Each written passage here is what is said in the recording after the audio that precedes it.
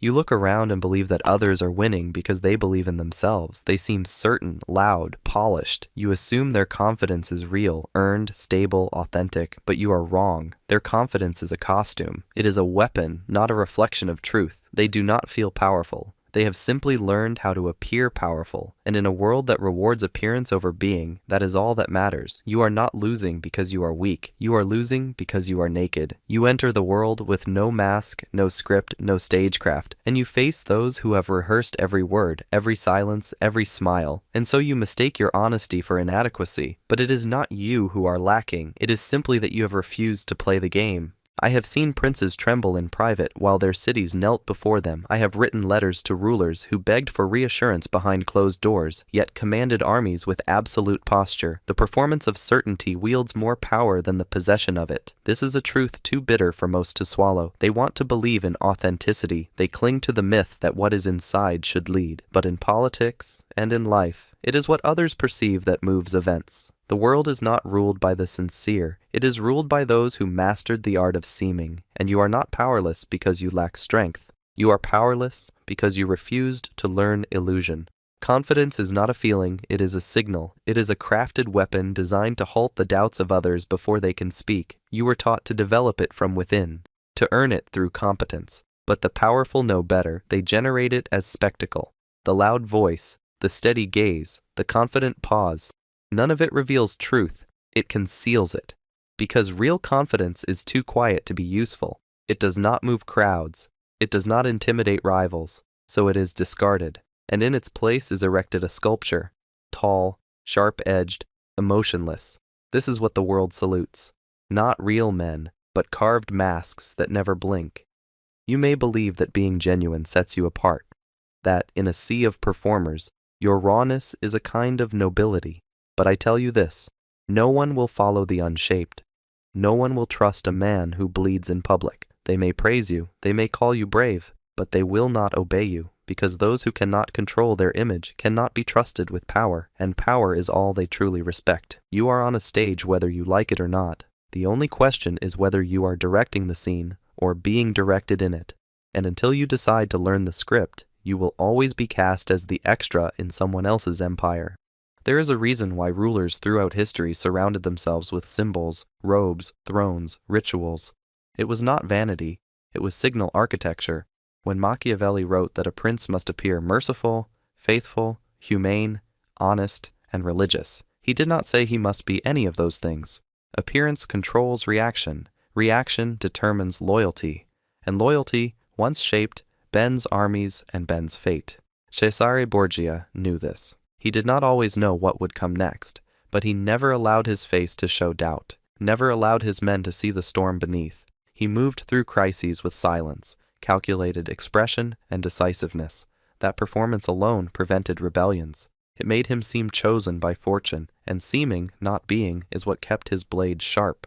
You still think confidence comes from certainty. It doesn't. It comes from composure, from the suppression of the question. The appearance of confidence is not forged in belief. It is maintained through control of signal, of movement, of tone. You want to feel confident before you act. That is why you never act. The powerful do not wait for internal peace. They build external posture, and through that posture, they create the illusion of certainty. Others, seeing that performance, submit. They project their own hunger for leadership onto the mask. This is how dominance works. It is not established by superior substance. It is imposed through unshaken appearance. The reason this illusion endures is because it feeds both predator and prey. The one performing confidence gains influence. The one receiving it gains comfort. The world wants to believe someone else knows what they're doing, so it latches onto whoever seems most composed, most declarative, most unshaken. This is why the crowd follows the man who moves fast and speaks clearly, even if he is wrong. They would rather obey a lie that looks like leadership than wrestle with the truth that no one is in control. Machiavelli understood this instinct deeply. He wrote not to comfort the people, but to instruct the prince in how to appear orderly while operating in chaos. The appearance of order is more valuable than order itself. Look closely at your own life.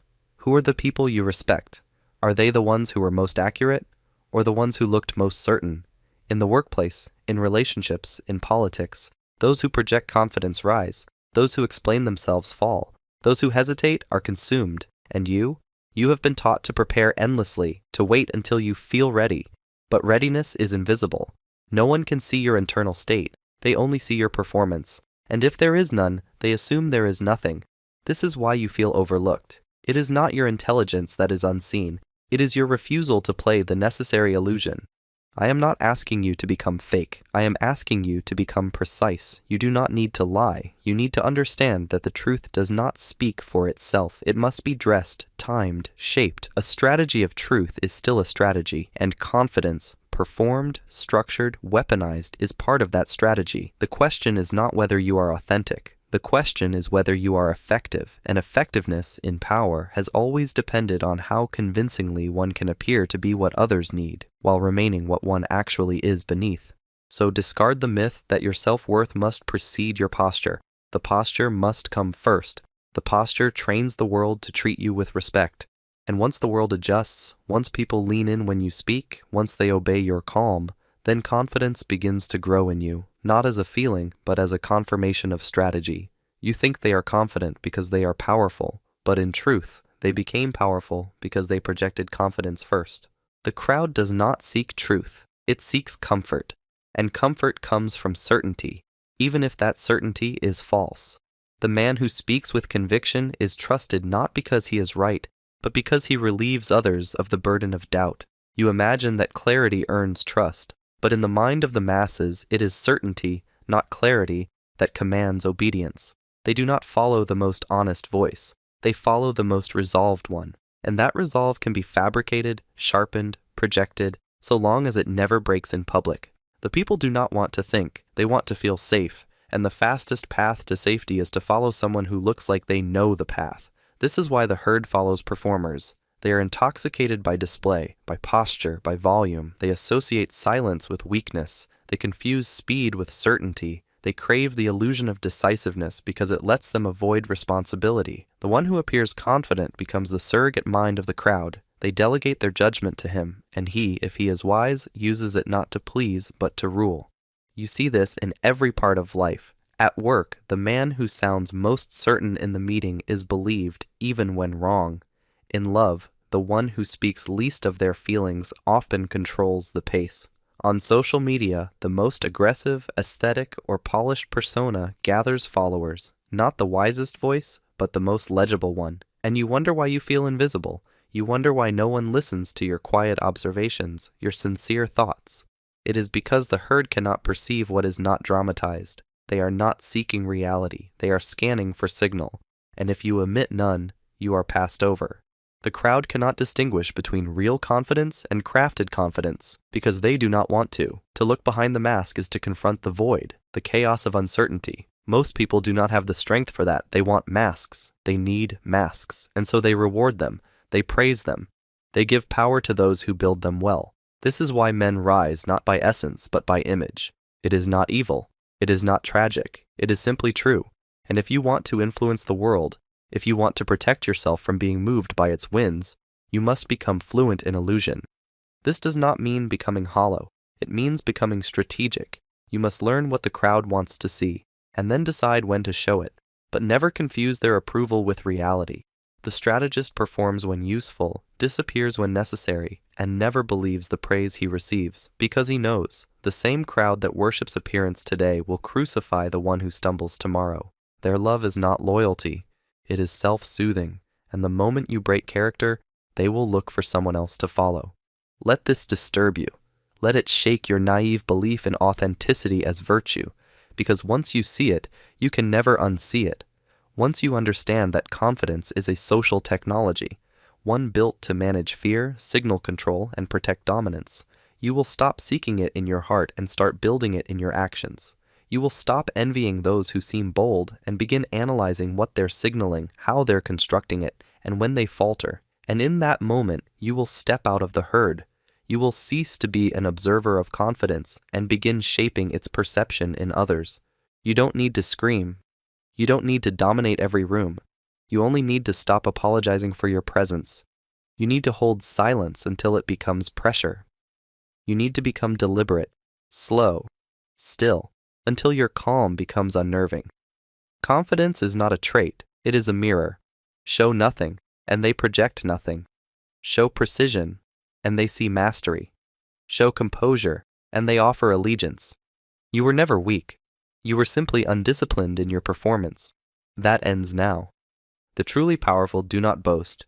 They do not flash, do not parade, do not hunger for the spotlight. They understand that the more visible the power, the more vulnerable it becomes. Real power does not shout, it whispers. It wears the mask of simplicity while hiding the mechanism of precision. The lion moves slowly, not because it is lazy, but because it knows it cannot be unmasked before the strike. And in this, the powerful differ from the merely loud. They do not perform to be seen, they perform to remain unreadable. That is the highest confidence, not to be worshipped, but to be misunderstood on purpose. You have confused dominance with noise.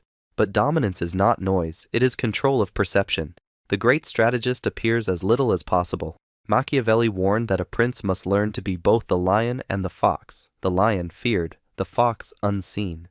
You must understand, power is sustained by masks, but it is made by distance. The man who reveals his true self loses not just mystery, but leverage. You believe showing vulnerability builds trust. It does, briefly, but it also gives others a blueprint for how to break you, and the wise never hand out blueprints. What you think is arrogance in others is often architecture. When a man speaks slowly, it is not always because he is thoughtful. It is because he wants you to lean in. When a man withholds praise, it is not always because he is cold. It is because he wants to raise the value of his approval. The outer display is never random. It is sculpted, and once you understand this, you will stop resenting the confident and start reading them. You will see their silences as design, their words as weapons, their charm as choreography, and more importantly, you will begin crafting your own. Confidence, when used wisely, is not the projection of inner truth. It is the concealment of inner motion. The more secure you are in your plans, the less you need others to know what you think. The more power you hold, the more value you place on ambiguity. This is the inverse law of power. Those who feel the need to appear strong constantly are always weaker than they seem. The true ruler knows the danger of visibility. He does not flash his blade, he sharpens it in private, then waits for others to fall into position. You admire those who seem confident, but you never ask, confident in what? Most are confident in being perceived a certain way, not in their strategy, not in their outcomes. They have replaced substance with a facade, but facades crack, they always do. And when they do, those who built their power only on performance crumble. But the strategist, he survives, because his power never came from belief, it came from preparation, and preparation does not require applause. It is better to be thought simple while plotting deeply than to be seen as brilliant and caught unaware. It is better to let others think they understand you while you watch them reveal themselves. That is the Machiavellian approach. Not to dazzle, but to endure. Not to shine, but to shape. The man who needs to appear powerful has already seeded power. The man who hides his depth can choose when to let it surface, and when to let others drown in their assumptions. So begin now. Stop explaining yourself. Stop advertising your plans. Let others see what you allow, and only when it serves your purpose. Master silence, master pause, master the look that makes others question what you're thinking. Appear strong, appear composed, but never show the mechanism. Let the mask do the work, and behind it become sharper than they could ever guess. In this way, you will no longer chase confidence. You will become the one they fear without knowing why. You fear becoming fake. That is why you resist performance. But strategy is not fakery, it is discretion. It is the difference between exposing your mind to the crowd and directing their perception with precision. You think manipulation requires deception. It doesn't. It requires control. Control of presence, of tone, of silence. To manipulate how others perceive you, you must first become intolerant of being misread accidentally. Every glance, every pause, every gesture must serve a purpose. Not to impress, but to clarify your position in the room without ever needing to state it. Silence is your first tool. Not passive silence, but tactical silence. Say less. Let your words arrive late, slowly, as if chosen carefully. People fear what they cannot read. The more they must interpret you, the more power you gain. When you are quiet, others fill the space with their own insecurities. This is influence. When you speak, do it plainly, but with rhythm. Speak slowly enough to control the listener's breathing. Make them wait for your next phrase. Never rush. Speed is a servant's trait. The strategist moves at the pace of kings. You think power requires loudness? It doesn't. It requires contrast. Show up rarely.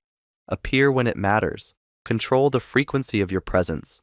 Familiarity breeds complacency. Reserve your intensity for key moments. Even clothing is signal. Understand the message you send before you open your mouth. Simplicity can be terrifying when worn with certainty. Style without desperation. Expression without apology. This is not superficial, it is sovereign. To build the illusion of confidence, you must treat your appearance like a weapon, not a mirror.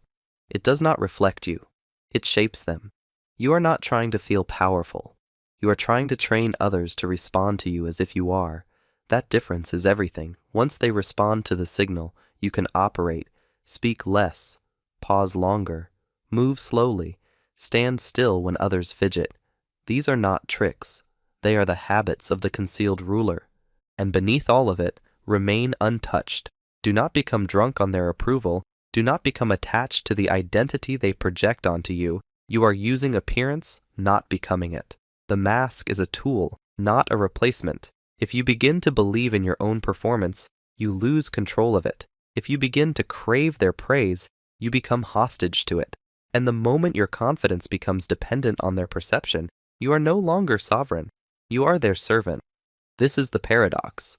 You must learn to perform without ever needing the applause, to master appearances without becoming lost in them.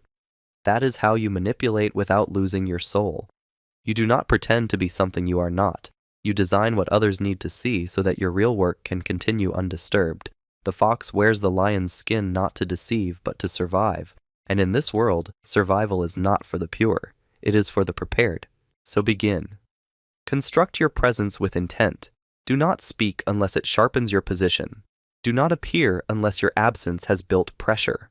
And when you move, let your confidence be unspoken but undeniable. The goal is not to impress them. It is to make them wonder what they've missed. Not all strength is loud, not all honesty is naked. Power is often a sculpture, silent, still, and impossible to ignore. Become that sculpture. Let them see only what serves you, and nothing else. Those who perform confidence constantly begin to rot beneath the surface, because the more one pretends, the more they must deny.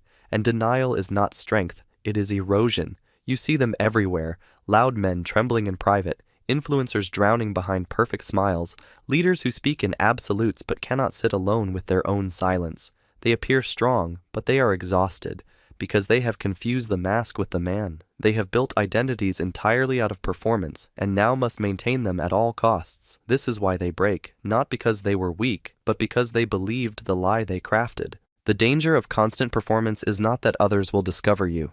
It is that you will forget yourself. You will begin to fear silence because it reminds you that you are hollow. You will fear solitude because without an audience you have no role. And you will fear slowness because stillness reveals all that you have been avoiding. The man who relies entirely on the appearance of confidence cannot endure reality. He needs admiration as a drug, and when it fades, he collapses into the very fear he tried to bury with performance. But you will not break. Because you will never forget the distinction.